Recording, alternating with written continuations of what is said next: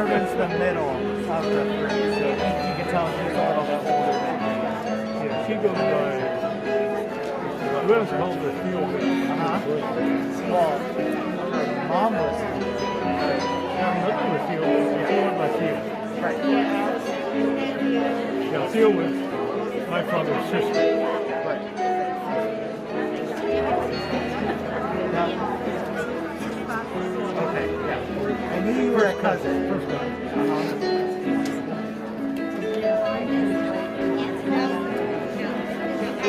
His name's Josiah, but he goes by Joey.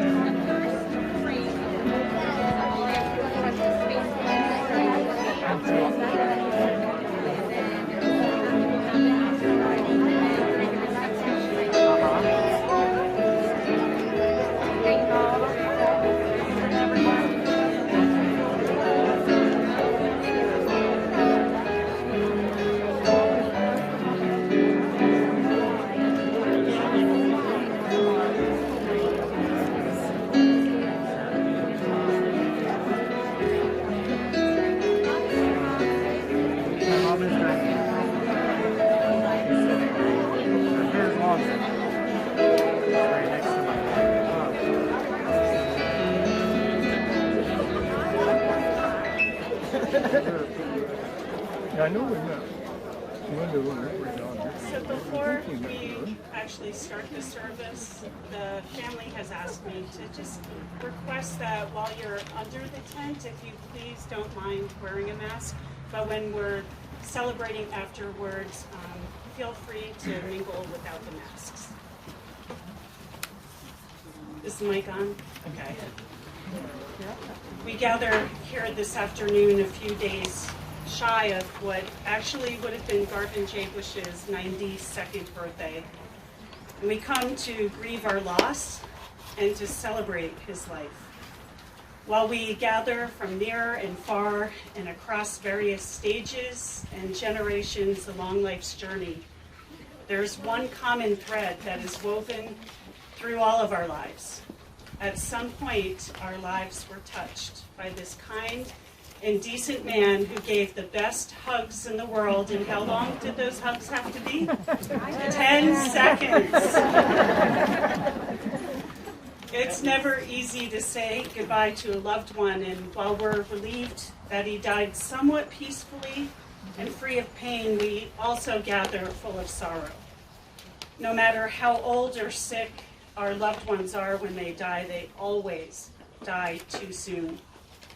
Death always feels out of step and out of season. Regret and guilt mix with sadness, and we're left with a gaping hole that nothing could ever fill.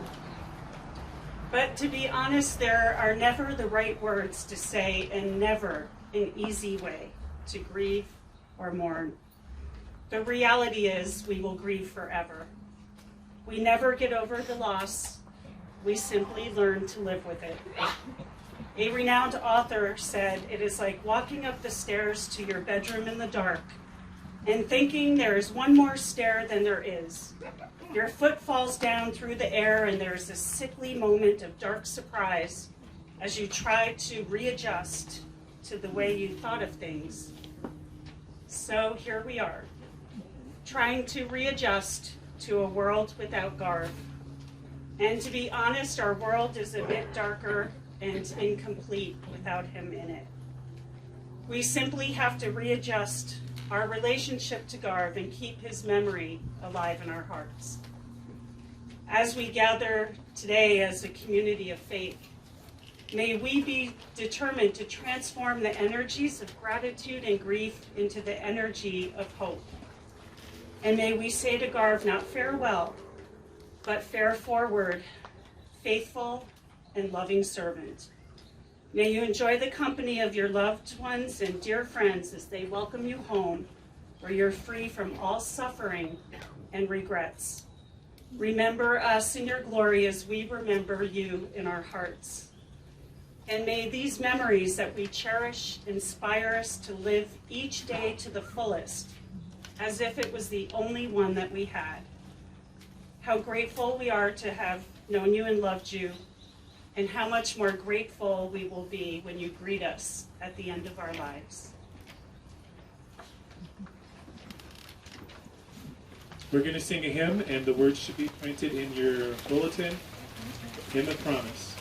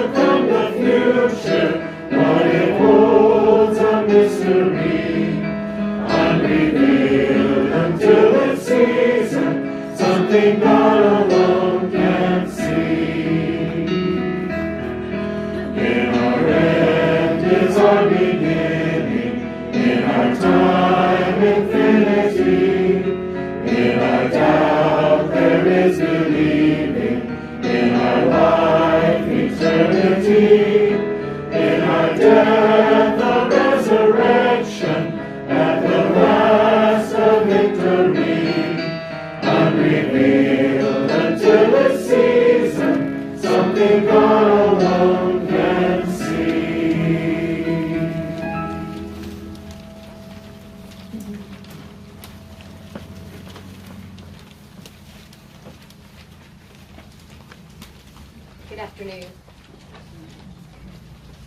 The scripture reading today, chosen by the family, is both an appropriate and meaningful scripture for an event such as this, and it will be very familiar to many of you.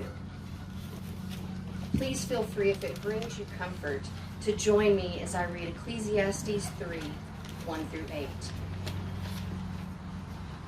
For everything there is a season, and a time for every matter under heaven, a time to be born and a time to die, a time to plant and a time to pluck up what is planted, a time to kill and a time to heal, a time to break down and a time to build up, a time to weep and a time to laugh, a time to mourn and a time to dance, a time to throw away stones and a time to gather stones together, a time to embrace and a time to refrain from embracing, a time to seek and a time to lose, a time to keep and a time to throw away, a time to tear and a time to sow,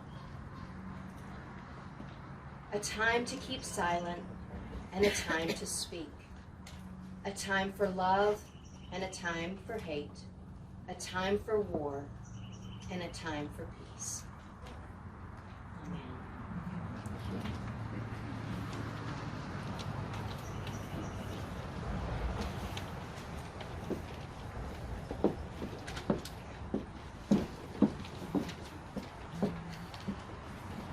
Hi. Your mask is so hot, I realize. Thank you so much for putting up with mask wearing. I'm Linda Shively, the oldest.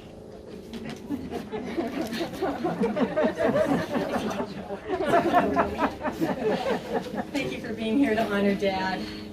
It's an honor for me to share with you what he meant to me, so I appreciate you being here. It seems appropriate that we gather here near the Japanese garden, which is right up there, because Dad loved it so much. During the COVID lockdown, and they weren't going very many places, he and Mom would come here and walk, and it just felt good to them, and Mom requested that we mention that because it was a special, special place to him. And to use this podium that Dad made from the cherry tree on the property. He's right here with me, which is wonderful too. So I'm going to just recap a little bit about the trajectory of his life, just since it is in print, but I'm going to tell you anyway. Dad was born in Fortuna, California in 1930. It's in the midst of the Depression, and so it was really tough times, but he loved growing up there, except for the gloomy weather, which is why he moved here. So, in his younger years, he raised rabbits and chickens in the backyard to feed the family during the Depression. As he got older, he hunted and fished, ran track, played football. He was a leader in the MYF group. His group of classmates was relatively small since it was a small town, but they became good friends, lifelong friends. After graduation, he went to Oregon State College in Corvallis, which was a very lucky choice because that's where he met Betty. They say it was love at first sight for them both and the beginning of a love story that lasted over 70 years. They had their 70th anniversary in September. Their first date was to walk to downtown Corvallis to attend church together. So that set the stage for a lifetime of church service that endured for them both. Immediately after Mom and Dad graduated from Oregon State, they moved to Sacramento with me, where Dad began his teaching career with the Grant School District. He worked there as a woodshop teacher, soon becoming head of the Industrial Arts Department. He was fortunate to have access to a full shop of woodworking equipment, and of course he made good use of it. We were the beneficiaries of the furniture and cabinets and all the stuff that he made, but his students also benefited. He felt that he was showing them what can be done, what a person with some equipment could do. I'm sure it was inspiring for them. Back at home, Diane, Mark, and Roger appeared in quick succession. 4 children in a little over 5 years. 2 girls, then 2 boys, the perfect family they always wanted. I have no idea how they managed it all, but they did. I'm sure it wasn't easy. Dad started construction on our first home in Sacramento, building in stages as time and money allowed. We lived in the garage and the first floor while he built subsequent stages of the house. We probably couldn't do that today, but it was wonderful. As time passed, they decided to move the family to the foothills to escape the valley fog, and so they acquired a beautiful piece of property in Newcastle. Mom and Dad started designing their new home. Dad spent those long winter months carving 8 wooden panels for the front door. We moved in 1971, settling into the community and school and becoming active members of this church. Country living and small town life quickly agreed with them. Eventually, Dad found a teaching position at Sierra College, which made a shorter commute and the opportunity to teach residential building construction. For years, it had been his habit to earn extra money on Saturdays doing building projects for friends, and this new position at Sierra enabled him to teach building methods to a highly motivated group of students. He really loved it. So the plan was going well. Another part of the plan was to retire at age 55, because as much as he loved teaching, there were other things he was eager to do as well. He was curious about the world and wanted to travel, and he wanted to find volunteer projects for causes he supported. Fortunately, with all 4 kids living independent lives, this was possible. The next chapter became adventurous and fulfilling in wonderful new ways. It was during this time that Millard Fuller founded Habitat for Humanity, and the confluence of its mission of affordable housing for those in need and Dad's skill teaching building techniques provided the perfect opportunity for him. He knew that homeownership was a path to stability for families who needed just that, and he was really excited to be a part of that. Being a natural-born teacher with lots of patience and encouragement, he worked well with novices on a work site. He could train them in the safe use of power tools and provide plenty of supervision so the work site was safe and also that the building was still built to his high standards. Both Mom and Dad dived into these projects, both locally and around the country and the world. Honduras, Guatemala, Hungary, Romania, and several states in the American South were all locations of building sites for them. In all, they worked on about 120 homes. Dad also brought his interest in low-cost and low-tech, energy-efficient home building ideas. He worked extensively with the Fuller Center for Housing to encourage them to adopt relatively new construction strategies called the Arkansas House. David Snell, president of the Fuller Center, appreciated Dad's prodding to adapt some of these techniques, but David commented sadly that though he didn't feel the organization lived up to Dad's high standards. One of the things I loved about my dad was that he had lots of creative energy. He was always working on a project. Looking around their home, I see his hand in almost everything. The furniture, the paintings, sculpture, several musical instruments, children's wooden toys, stained glass doors, windows, not to mention the building itself. He kept bees for many years, harvesting the honey and the wax and sharing it around. He saw something interesting and beautiful, and he was inspired to try his hand with it. He was fearless in his creativity. He never seemed to lack confidence he couldn't do something. His creativity also expressed itself in intangibles. He was a big idea guy. Most of the important activities of our family life had their origins with Dad. He seemed to have a knack for knowing how to create beautiful memories, whether it was a 7-week trip around the U.S. or Canada, pulling a little trailer, or 2 weeks in Switzerland to explore our Swiss roots. He loved showing us our beautiful and diverse world, as well as its culture and history. One of the most important things for Dad was relationships. Maybe you know about Dad's 10-second hug. We just heard about that. It really wasn't a hug unless it lasted for 10 seconds. Anyway, you could see the importance he placed on relationships, first of all in his partnership with Mom. For decades, they participated in marriage encounter groups. That investment in their time and focus, I'm sure, influenced their priorities for us as a family. I've been struck as I looked through all of our family pictures lately of the love and devotion I saw between them all through the years. They were also intentional about creating close bonds of friendship. 45 years ago, they helped create what they call small group. A handful of couples who commit regularly for the rest of their lives to meeting monthly.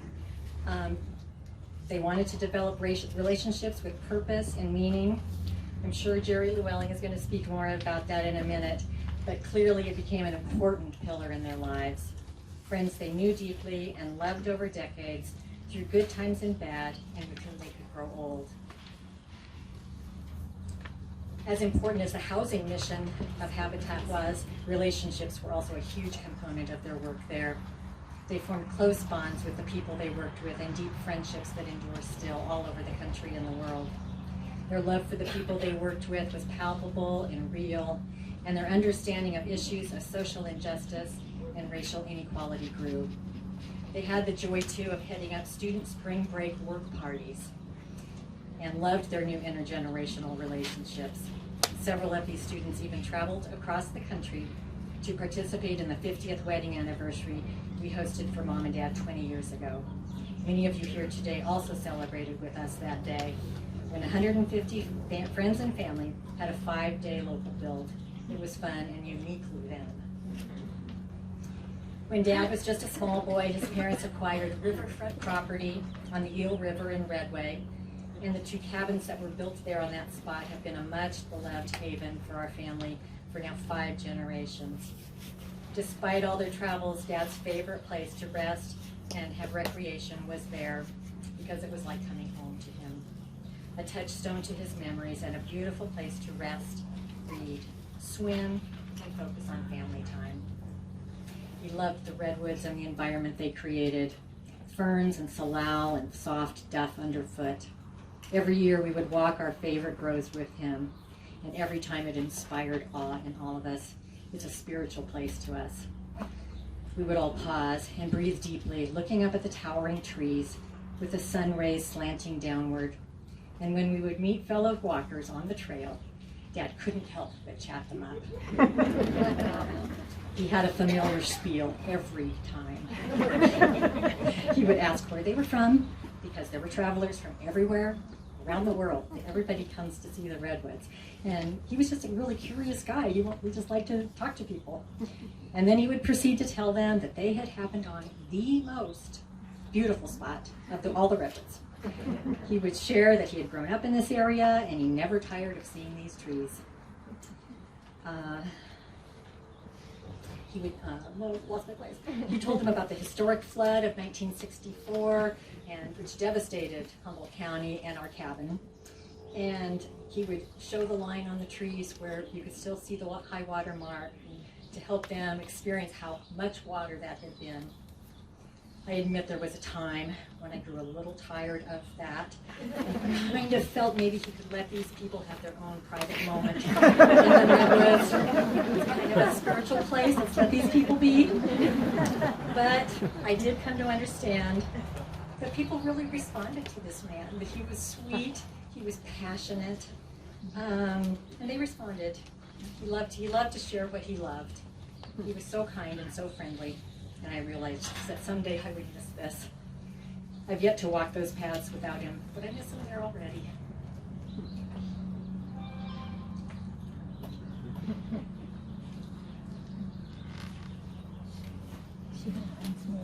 As his life progressed, Dad showed me how to age gracefully. It was a struggle for him to lose his capabilities, and that caused pain and anxiety. For him, for our family, and especially for Mom. Eventually, though, he came through that period of time and he was left with nothing but gratitude. He let go of the unimportant things of this world and he focused on what he cherished the most. His joy returned and he lived in peace, appreciating his long-loved Mom, his family, his home, and his friends. As for me, I'm left with gratitude for all that he gave us. We are a lucky family. Thank you, Dad.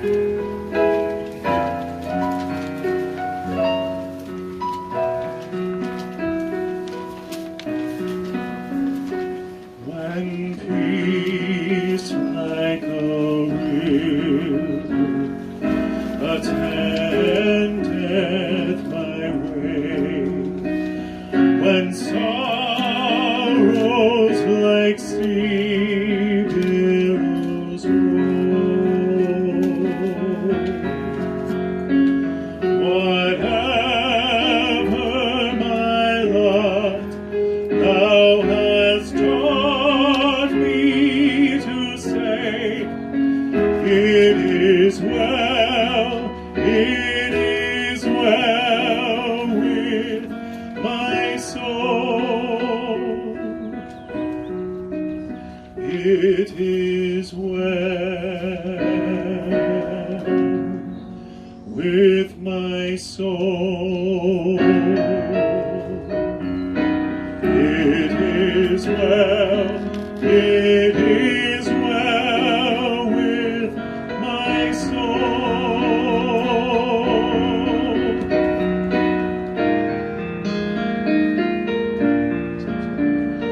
And Lord, haste the day when my faith shall be sight.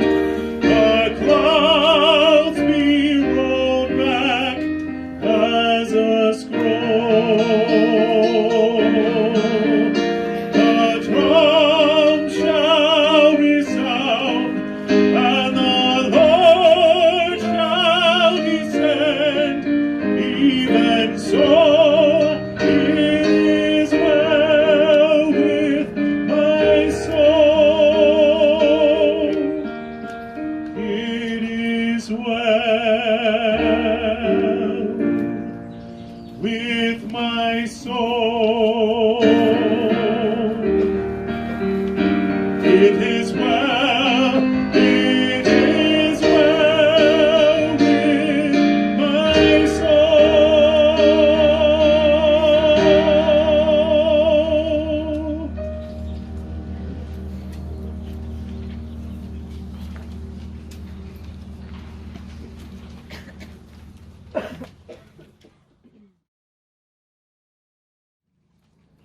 Good afternoon. My name is Jerry Sloan.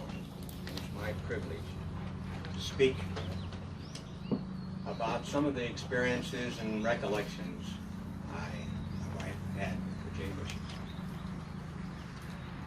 We first met the Jabusches when my wife Barbara and I joined this church. He was a long time, I joined the choir where Betty had been singing for a few years. Sometimes later, Garv, who also loved music, joined the tenor section, where he really appreciated a strong voice next to him. He admitted that. In the late 70s, Garvin was Sierra College building construction teacher, as was said earlier. And he agreed to provide his class with a construction project to have them build a family room onto our home. We immediately realized that Garvin was teaching a lot more than construction. He was building values and relationships. Those students learned from him, as we all have, on how to be purposeful, but always doing it with respect and kindness. Garvin dedicated himself to improving our world through hard work, innovation, leadership, with a great ability to teach others skills and to inspire good deeds. He and Betty's commitment to Habitat for Humanity and later to the Fuller Center for Housing resulted in countless days over many, many years building homes for those in need. You will hear Becca have more on this later. We join them with much pleasure and thanks on builds in Tahoma, Mississippi, Springfield, Louisiana, and the mentioned 5-day blitz in Nevada City. Here at this church, Garv led many improvement projects over the decades that included being the building chairman for the fellowship hall behind us, where he personally made all of the cabinets and counters for the bathrooms and kitchens. He guided the move and relocation of our 1916 original church chapel from about 80 feet away from the original site and adding rooms to it. His influence continued when our main sanctuary was beautifully remodeled and expanded in 2008. His sons, Mark and Roger, and their partner, Wally Gaffney, participated in the construction work, and with Garv and Betty's pride, Mark was selected as the superintendent of the whole project to coordinate between our church and its subcontractors. To further help the remodel, Garv and his family, including daughter Diane, took on a project to reconfigure the new altar area with lovely rolling tables that could be nested and concealed and not in use. He also was a long-time member of the Wonder Workers, which is a group of mostly retired men that gather each week for camaraderie and to perform maintenance and repairs on our church property. Garvin, with much classroom experience for a number of years, led the church's experiment in practical Christianity classes. My wife and I have had the joy of being in a support group of 6 couples that included Garv and Betty. It's called the Small Group, as I mentioned earlier. This group began in 1974, and its purpose was to establish a caring and loving circle of friends who would become an extension of each individual couple's family. One of its goals was to encourage simpler lifestyles. We have had monthly meetings that rotated between all members' homes where the food was had, projects planned, and lots of discussions. A sample of the hundreds of small group projects and adventures includes beekeeping, fireplace wood harvesting, eucalyptus tree planting on some of the properties we own, joint purchase of a partially renovated 1946 flatbed truck that came from Betty's father's. How long did they have that anyway? A long time. Trips to the Bones and Jabusch's cabin in LaPorte and Redway. Trips to Gold Country, Mendocino, plays in San Francisco. We enjoyed together the weddings of our kids and later grandkids. We enjoyed the births of our grandkids and later our great-grandkids. Celebrating anniversaries, which is a start, numbered around 20 years in that neighborhood, and then, believe me, so quickly, turned into 60 years and over. Garvin Betty's 70 years. Valentine's Day's parties. One of them, Garv had the idea for the guys to prepare and serve the full dinner. Now that was a real challenge. And then, the nice part of it was, he suggested that everyone write a love poem to their spouse. Barbara and I have read ours many times over the years. A touching Valentine's Day indeed. And memorials such as this, the small group attended, for dear friends, family members. Turns out that at Garv's loss, 4 of the 6 men in our small group have left us. But the fullness of the joy and love we've shared shall never pass.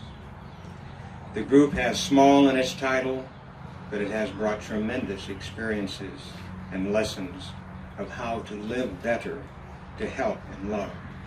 Garv was always very expressive of his gratitude for our small group, our extended family.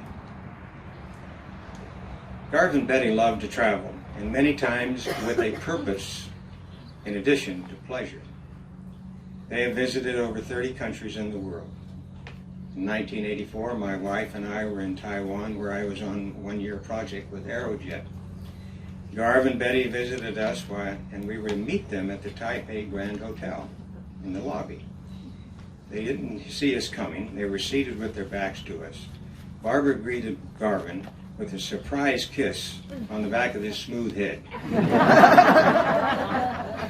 We had a great time visiting, sightseeing. Their visit was a highlight of our time there. In 2000, we were privileged to be asked to accompany them and their son Mark, his wife Dee, and their 12-year-old daughter, 12-year-old Lauren, on a safari to Tanzania in Africa. The senior Jabushes and us began our trip to Africa in Egypt. We had an incredible tour of Cairo's antiquities as well as a Nile River cruise. We then connected with Mark, Dee, and Lauren, and then began a beyond belief guided safari through the Serengeti Plains during the annual animal migration. We traveled right along with the beasts. 12-year-old Lauren really amazed the guides with her knowledge of the animals and their environment. So I guess that we shouldn't be too surprised that she has become a PhD scientist.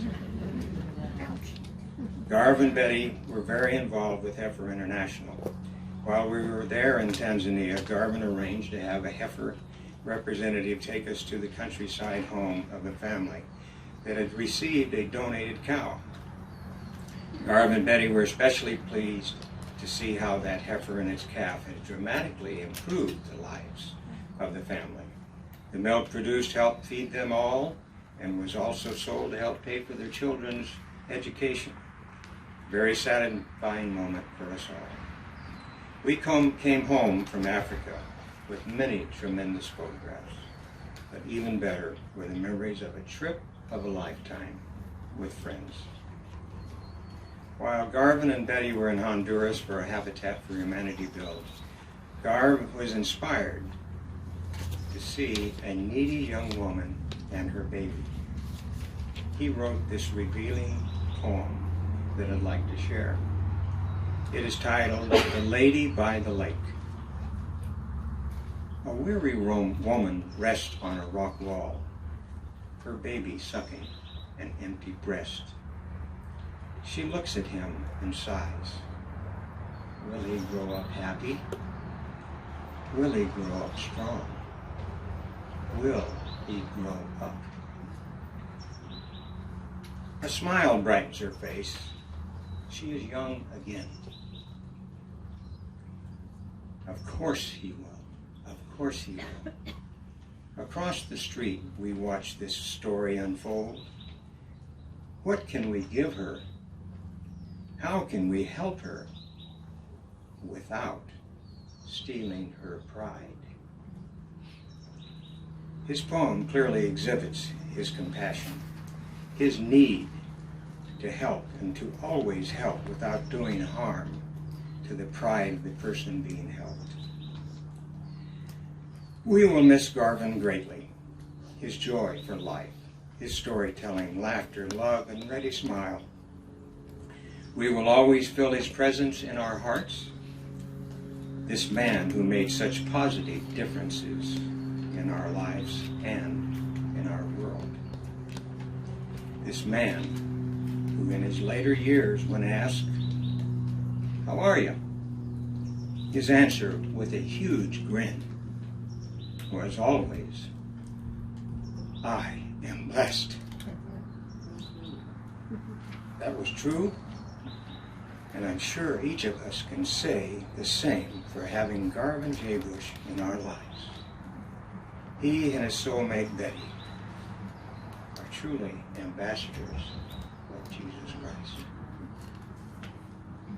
Well done, good and faithful servant. Godspeed, my dear friend. Thank you.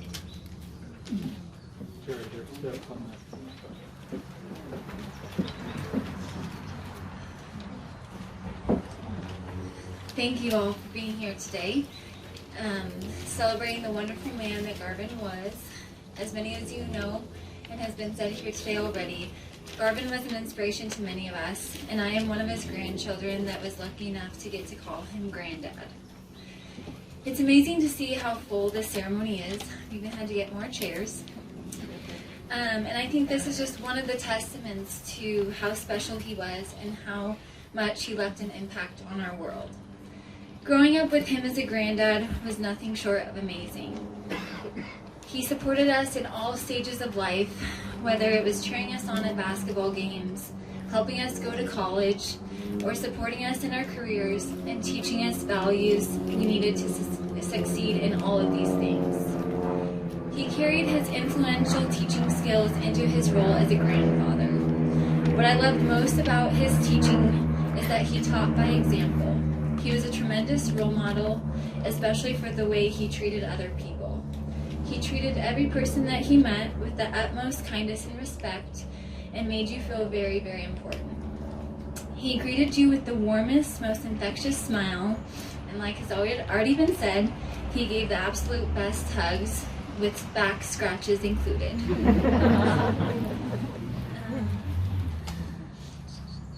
Lost my spot. I try to take after him with so many of these qualities. He also taught us the importance of health. Granddad's passion for health and fitness was no secret, and this lasted up until even recent years. In high school, he ran track. He liked to say he was the second fastest in Humboldt County. He never could beat that other guy. He also played basketball and football. Even in his busy teaching days while helping raise 4 kids, he found time to jog several miles after work or swim laps in the Sierra College pool.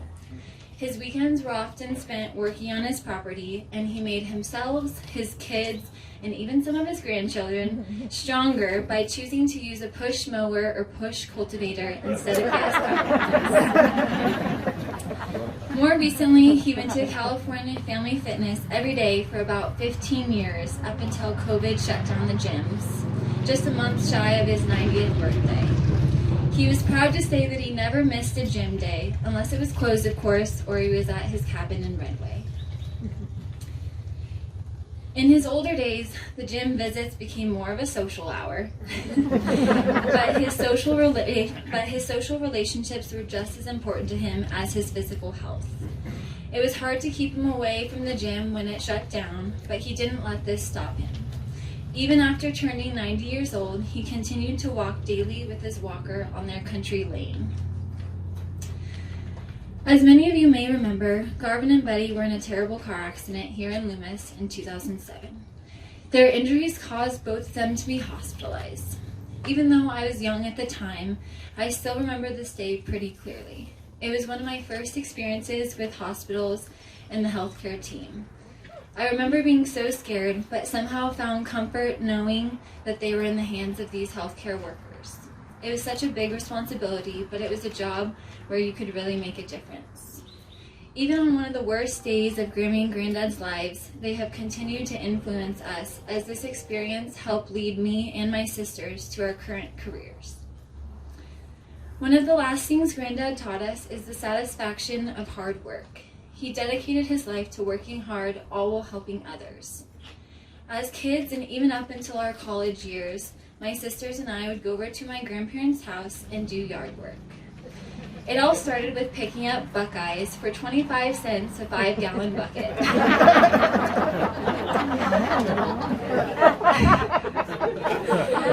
As we got older, they entrusted us with more challenging tasks such as mowing, weed eating, blowing leaves, pruning bushes, or anything else that they needed. The day always included a delicious meal prepared by Grammy, and we were thrilled just to get to spend time with our grandparents. But they always graciously compensated us for our services, and this helped us to pay for school trips or went to our college fund or savings. Even at a young age, we learned not only the value of hard work, but learned to take pride in our work. These are principles we have tried to carry with us into our adult lives and want to pass down to our future children. We are so thankful to have had a person like Granddad in our lives as a role model to help teach us these values. He was a godly man, a loving husband who adored his wife, a great father, grandfather, great-grandfather, a good friend, an influential teacher, and an extremely talented craftsman. He lived a life to truly be proud of, one that many of us can only hope to live. And we'll miss him. Thank you.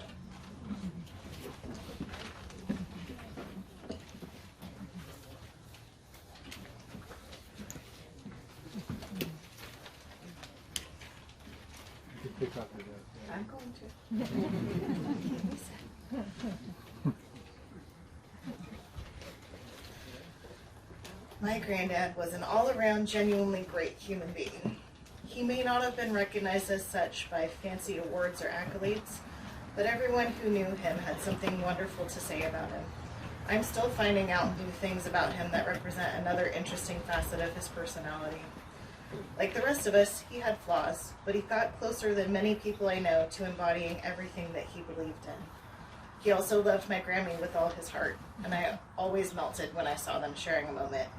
It was so evident in both of their eyes that they adored each other and were still each other's sweethearts 70 years after they married.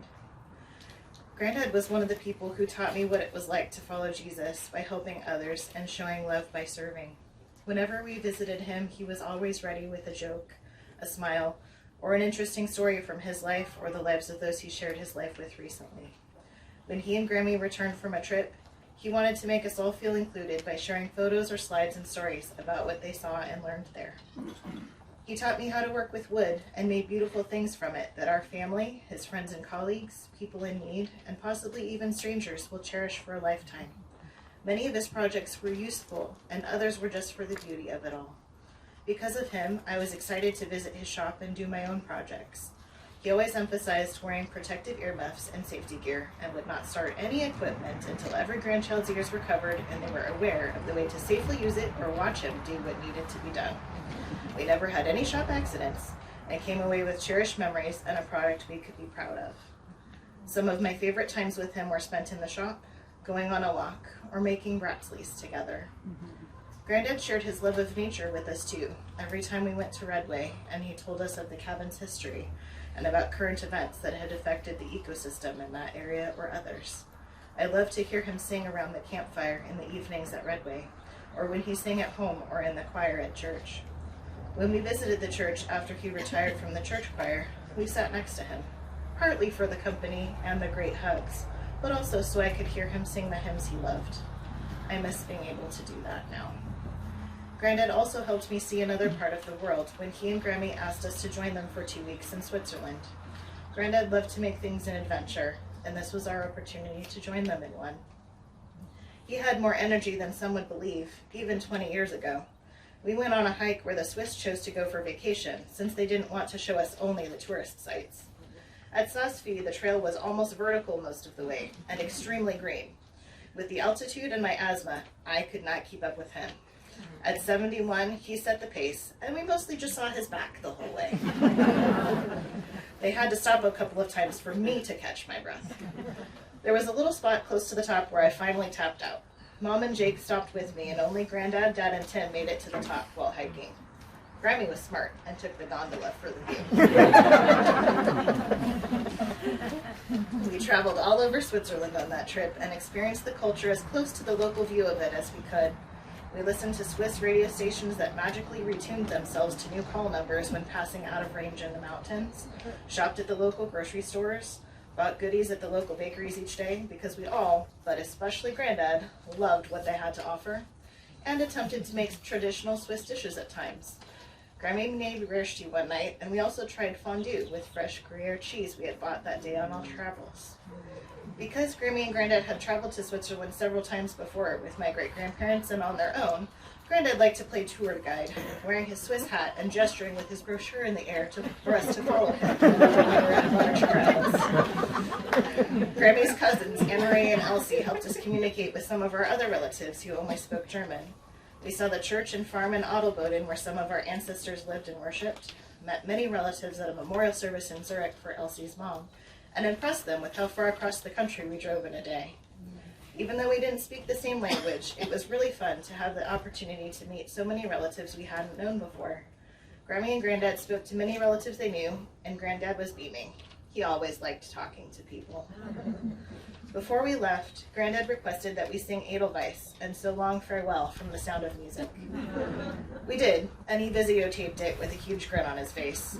I didn't know until recently that it became one of his favorite songs. Grammy said that before he went on his daily walk down to their mailbox in the last years, and each day when she visited him away from home in the last weeks of his life, he sang So Long Farewell with her. So long, farewell, Granddad. We love you.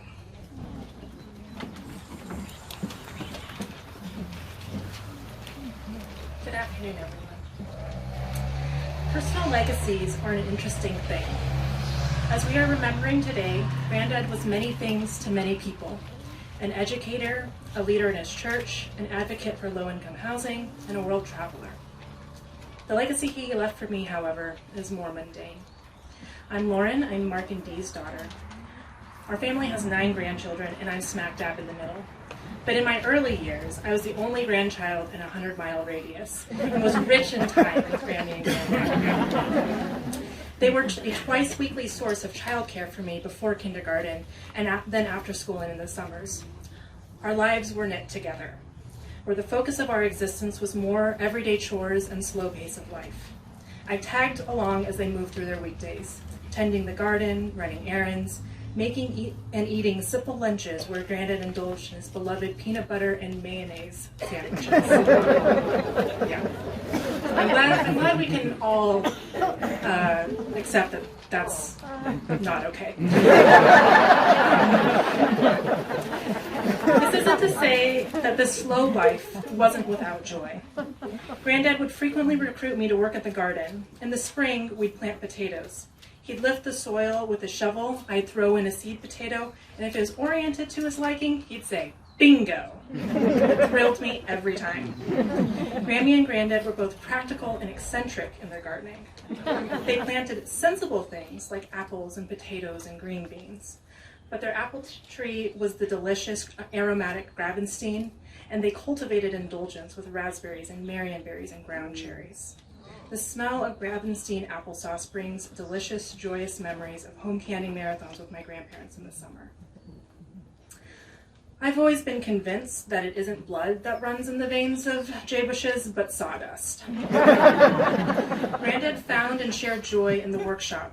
At probably far too young of an age, he put a hammer in my hand and guided it to tap nails. Eventually, I was allowed to practice on my own with scrap wood. Our projects together grew in complexity, first things like carving, then onto birdhouses, then to home fixtures and furnishings.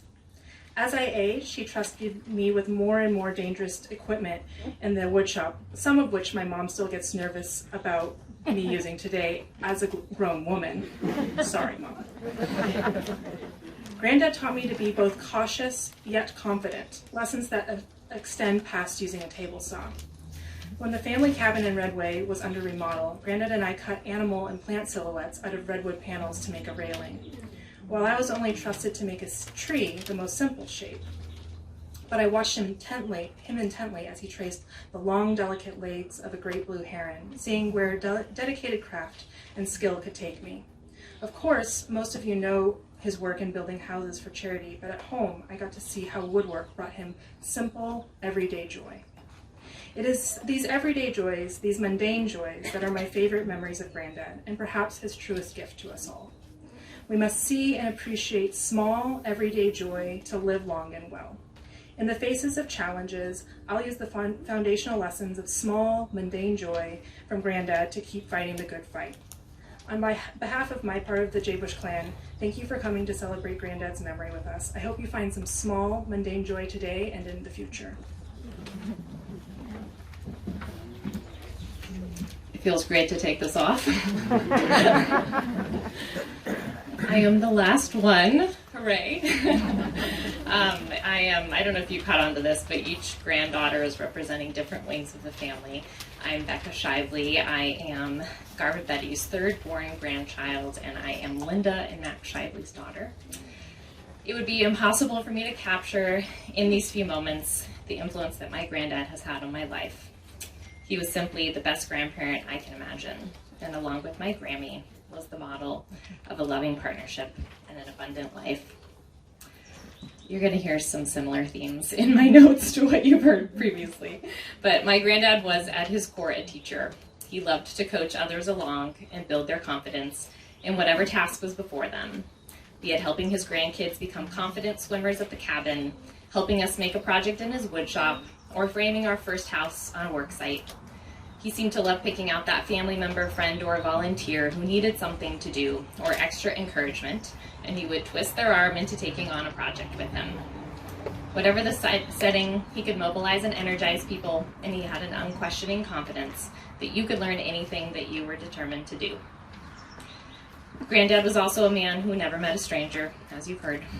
He could and usually did talk to everyone that he came across, and he could not allow an interaction to be brief or superficial. He always managed to infuse it with the personal and to make a connection. In the grocery store, at a restaurant, on a hiking trail, it didn't matter where he was. His total lack of self-consciousness and his desire to share what he loved with other people was a beautiful thing. My granddad was also a very loving and intentional grandparent.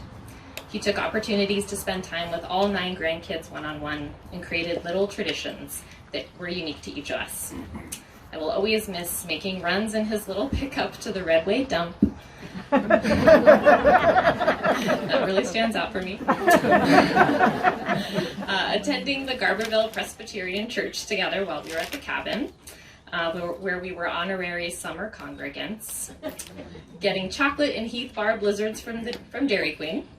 Hiking up the ditch with him behind their house, sharing a midday cappuccino or 2, and our annual tradition that we shared with Grammy of getting breakfast at the Eel River Cafe, where Holstein cow tchotchkes and leather-clad bikers were everywhere. It was our favorite weird place to go.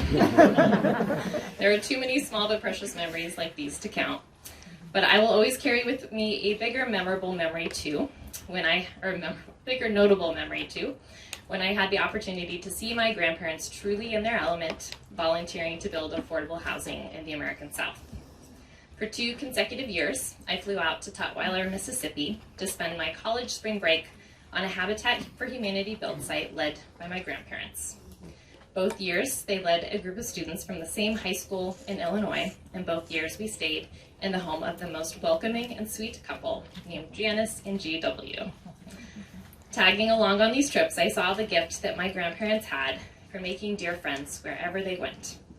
They treasured the community ties that they built on these trips, where they came back and saw the same people every year, worked with the same local chapters and the same local churches, and met people from across the country with the same heart for serving others. After the week was up, I can't tell you how many tears were shed as newfound friends said goodbye to them. All the high school students, teachers, and chaperones simply adored Betty and Garv, and I was always so proud to be their granddaughter in these moments. I think Grammy still gets Christmas cards from a lot of these people. So in a movie that my family loves, It's a Wonderful Life, is the famous line, "No man is a failure who has friends." My granddad was a very successful man. I don't know of any failures, but I still think of him when I hear that line. The wealth and the richness of his life was not material. It was measured in his friends, in his large family, in his rich experiences, and in his community.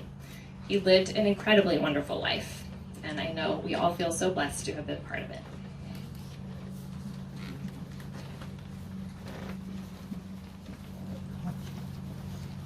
The family has asked that we open it up if anyone would like to share any brief memories or share a story, but I know we would appreciate it if you would be as brief as you can.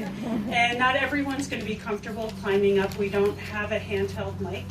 So feel free to stay over desserts when we're done and just share all the stories with the family. So is there anyone who would like to share? Come on up.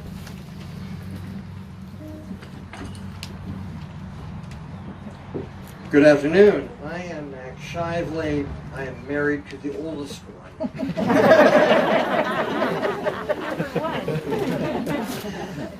But today I am speaking on behalf of Dave Jabusch, Garvin's younger brother. So, as a young man, my brother's athleticism was remarkable. In high school, he won the silver medal in the 100 and 220 at the county track meet. When building the A-frame at Redway, his agility enabled him to help Dad raise the A's, secure them at the bottom, and then, without a safety net, shimmy 25 feet at a 45-degree angle in order to connect them at the top. When I asked him how he overcame fear of heights, he sagely replied, "Don't look down." We did many fun things together, but preeminent was fishing. During the fall salmon run, Dad would wake us at 5 a.m. and drive the 5 to 10 minutes to a nearby pool in the Eel River with his 10-foot plywood boat on top of the car. We would fish for an hour or two and come home with 1 to 3 wild salmon before breakfast. One year, Garvin claimed that in the entire season we had never come home without at least 1 salmon. Garvin and I worked with Dad building and remodeling houses. Gar took to it better than I did and made a career of it. The most difficult and most miserable job Dad ever found for us, though, was helping a local farmer inoculate his chickens. Our job was to go into a large coop, larger than a double garage, filled with dozens of chickens. We would catch and hold them while the farmer scratched one wing with inoculations. The rest of the chickens ran and flew and stirred up clouds of dust of you know what. It was disgusting. Some years ago, I was asked by our minister to give a sermon on homemade gifts as an expression of our love. I showed them a leaded glass lampshade Garv made, which stands in our bedroom, and told them about the world-class wooden chopping block Garv gave me at a time when I was hurting badly. It stands in our kitchen and we use it daily. Whether at work or play, with his wonderful family, Garv led a charmed life, and the world is a much better place for his having been here. I might add that this similar sentiment is reflected in the high school annual yearbook beneath his portrait. Thank you. Hi, I'm Tim Bailey. I'm Diane's son, but I'm actually reading the words of Rauf Madic, who was part of the family. He was a foreign exchange student from Tunisia. So here's his words. When I came to the States in 1975, I was very lucky to be hosted by my American family, the Jabusches. I found my mom, Betty, a very thoughtful, understanding, and loving mother. I found in Dad Garvin a very positive, sensitive, and excellent father. In those days, I was a curly-haired young man, while Garvin was fairly bald. Later, when I myself lost my hair, I got the confirmation and the illustration that I was indeed his son. Dad didn't speak much, but with a glance, a smile, and a laugh, he would support me, guide me, and turn my mood from blues to swinging jazz. One could not be careless or unconcerned about his remarks and advice because he was always right and true. I am also grateful that my brothers and sisters who made me feel that I did belong in this family. Thank you for your support. Thank you for allowing me to share with you the love of our wonderful parents. You are, along with your partners, your children, and each member of our family, very fine human beings, and I do feel that I have brothers and sisters in you all indeed. My ties with the Jabusches kept strengthening during the last 4 decades. There were visits, weddings, births, family gatherings, and moments that remind us how privileged we are to have kept this journey together going for so long and for many more years to come. Distance doesn't matter when the bonds of affection are so strong. Dad was a fine craftsman, greatly contributed to shaping these bonds. Dad has gone, but he left wonderful achievements. He will always be in my heart and in my thoughts. What an honor to have been his son. May he rest in peace. With my love, Rauf Madic.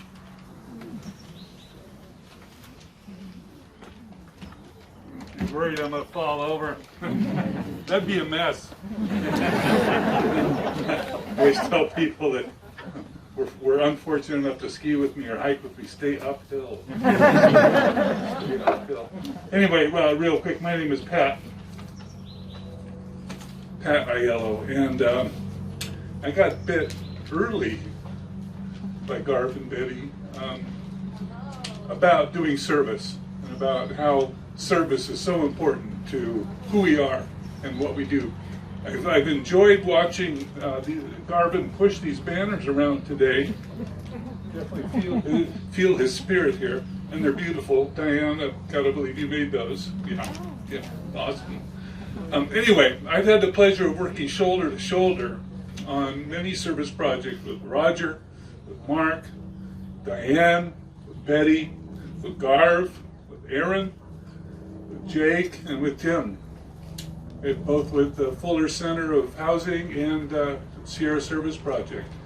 And it's a different experience when you work with a Jabusch or a Jabusch sibling or offspring. Really an interesting experience. Anyway, I think both of these sayings speak to Garvin better than I could. There is one thing that I would like to read that Bob Dole really enjoyed this, and many of you have heard this poem before, but I think it speaks to the completeness of Garvin, who really the last time I saw him smile was last fall when he, with his walker, walked around and came and visited the garden. So I'll remember that. So here it goes. It's called The Dash. I read of a man who stood to speak at a funeral of a friend. He referred to the dates on the tombstone from the beginning to the end.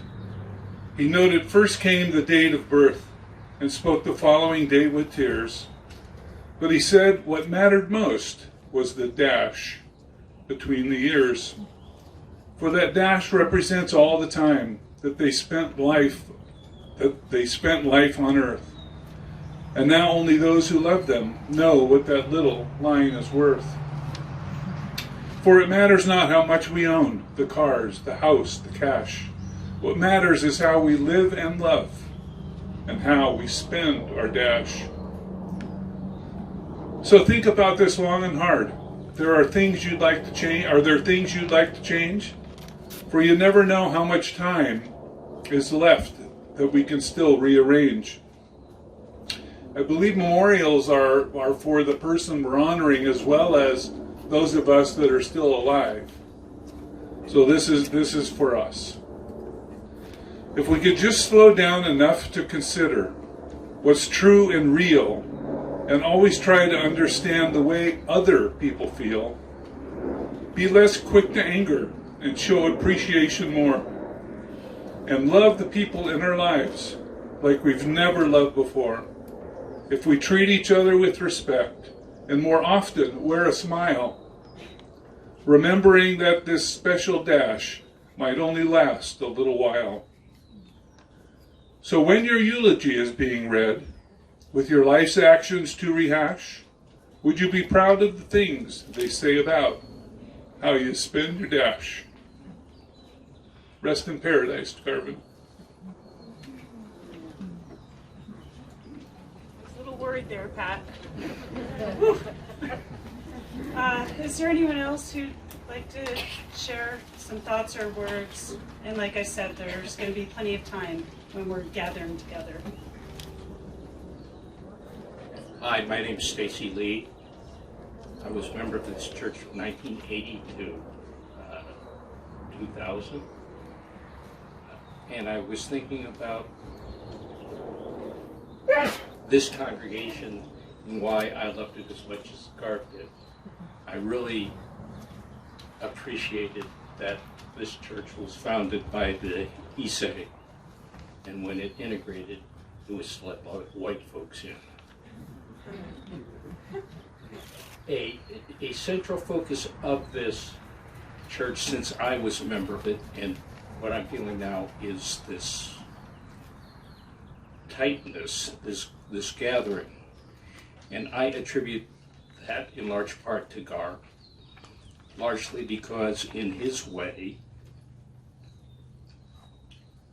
he taught us all how to love our neighbors. And that is missing from a lot of churches. Thank you. I know Mark Jabusch would like to say a few words. Thank you all for coming. On behalf of our family, I'd like to thank all of you for taking time out of your busy schedules to attend today. We're so lucky to have this beautiful spring day in which to celebrate my dad's life. I'd also like to acknowledge and thank all of those who have been so supportive of my mom, during these past months. Also, thank you to all the church volunteers who work so hard to make this field so beautiful for this gathering, and for those who baked and served the refreshments. This was an unconventional format for gathering here, and we realized it required a lot of extra work. So please enjoy the rest of the afternoon. Will you please join me in prayer? Gracious God, we thank you for the gift of Garvin Jabusch. We thank you for all of the ways in which his life has touched our lives. May his memory inspire us to be kinder and gentler people, and may we strive like he did to make the world an even better place. We especially ask for comfort for Garv's family and those in his circle of friends. We also thank you for all that he gave us to make us who and what we are, for that of him which lives and grows in each of us, and for his life that in your love will never end. Draw those of us who remain in this life closer to one another, faithful in our service to each other, and may we experience the peace and joy that is eternal life. Amen. May the peace of God, which passes all understanding, keep our hearts and minds in knowledge and the love of God, and be with you all, and remain with you always. Amen. We're going to sing a sending forth song called If I Had a Hammer. So the words are in your bulletin. Please sing along.